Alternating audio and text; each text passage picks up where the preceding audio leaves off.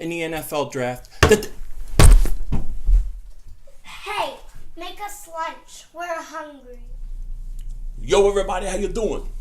So today we're going to talk about the NFC West. I'm going to give you my 2017 predictions for the NFC West. As always, I reserve the right to relook at it after preseason because some things can change, okay? You never know what bizarre thing could happen. What if some crazy thing happened and the Redskins traded Cousins to San Francisco? That could change a lot of things. So I always reserve the right. Now, let's talk about the NFC West. I see the NFC West really as a weak division, in my opinion. They can beat each other in the division, but I don't think much of this division. I only see one playoff team coming out of it.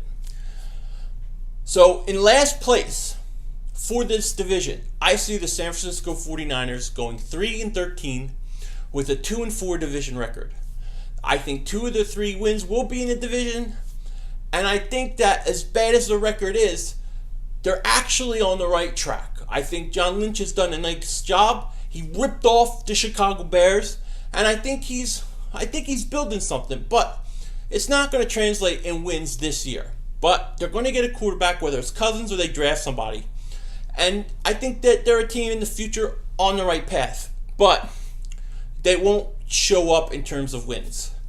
In third place, I have the LA Rams. I have the LA Rams going 6-10, and them having a 2-4 divisional record too.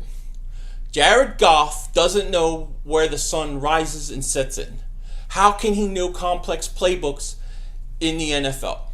I'm sorry. I liked Goff in college, but to me, seeing the way he was the first year, I was just so unimpressed. Maybe he'll surprise us.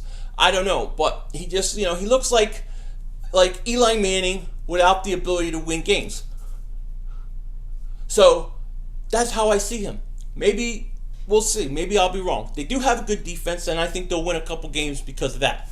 So I have them 6-10, 2-4 in their division.